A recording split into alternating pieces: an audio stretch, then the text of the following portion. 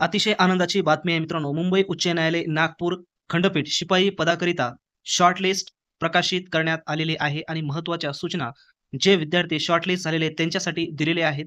तर पाहूया काय महत्त्वाच्या सूचना आहेत आणि यापुढची प्रक्रिया कशी आहे आणि नेमकी तयारी आपल्याला कशा पद्धतीने करायची, संपूर्ण डिटेल्स आपण या व्हिडिओमध्ये पाहणार आहोत. तर पहा या ठिकाणी 2 याद्या त्यांनी दिलेल्या आहे. काय म्हटलेलं आहे, ज्या उमेदवारांची नावे यासोबत संलग्न यादी ए आणि बी या दोन्ही यादीत नोंदवले आहेत, असे निर्देशित करण्यात येते की त्यांनी खालील नमूद कागदपत्रांच्या प्रमाणित म्हणजे सेल्फ अटेस्टेड केलेल्या छायांकित प्रती पडताळणीसाठी 16/5/2025 किंवा त्यापूर्वी पोहोचेल या बेताने काय करायचे, खालील स्पीड पोस्टाने खालील पत्त्यावर आपल्याला पाठवायचे आहे. तर या ठिकाणी पत्ता दिलेला आहे.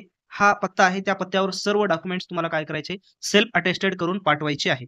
पुढे काय म्हटलेलं आहे पहा या ठिकाणी, स्वयच प्रमाणित छायांकित प्रती स्पीड पोस्टाच्या माध्यमाव्यतिरिक्त अन्य कोणत्याही माध्यमातून किंवा वरील नमूद दिनांकानंतर प्राप्त झाल्यास त्याचा विचार केला जाणार नाही आणि कोणत्याही उमेदवाराने निर्देशांचे जर पालन केले नाही, तर त्याची निवड गृहीत धरली जाणार नाही.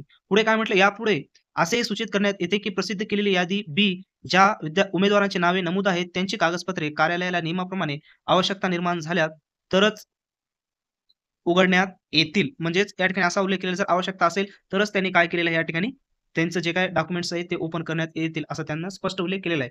केवळ वरीलप्रमाणे कागदपत्रे मागवण्यात आली या कारणास्तव यापुढे कार्यालयामार्फत प्रसिद्ध होणाऱ्या अल्पसूची म्हणजे शॉर्टलिस्टमध्ये उमेदवाराचे नाव समाविष्ट करण्याचा अधिकार प्राप्त होत नाही. याबाबतची नोंद दोन्ही याद्यांमधून नमूद करावी. आता यामध्ये महत्त्वाची गोष्ट असं आहे की ही फर्स्ट शॉर्टलिस्ट आहे. त्याच्यानंतर अजूनही काय फायनल शॉर्टलिस्ट या ठिकाणी लागणार आहे. हे खालील कागदपत्रांच्या नोंदी त्यांनी दिलेल्या आहेत. आता जी काही महत्त्वाची प्रोसेस आहे मित्रांनो, त्यासाठी अतिशय महत्त्वाची आहे ती म्हणजे तयारी करायची आहे. तर ही तयारी कशा पद्धतीने करणार आहे? तर त्यासाठी मित्रांनो शिपाई पदाची तयारी करण्यासाठी अत्यंत महत्त्वाचे क्वेश्चन सेट आपण तयार केलेला आहे. स्पर्धा ही मोठ्या प्रमाणामध्ये वाढलेली आहे. त्याच्यामुळे 30 पैकी 30 आउट ऑफ जर मार्क घेतले तर कुठेतरी आपलं या ठिकाणी सिलेक्शन होऊ शकते.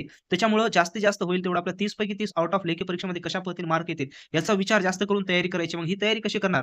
तर त्यासाठी जे काही लागणारे आवश्यक कंटेंट्स आहे, मटेरियल्स आहे, यामध्ये क्वेश्चन सेट आहे. ते अतिशय महत्त्वाचे क्वेश्चन सेट आपण तयार केलेले आहेत. त्या क्वेश्चन सेटमध्ये या अगोदर झालेल्या काही प्रश्नपत्रिकांचा देखील समावेश आहे आणि अदर प्रश्नपत्रिका देखील आपण तयार केलेल्या उत्तरासहित क्वेश्चन सेट आपण तयार केलेला आहे शिपाई या पदासाठी.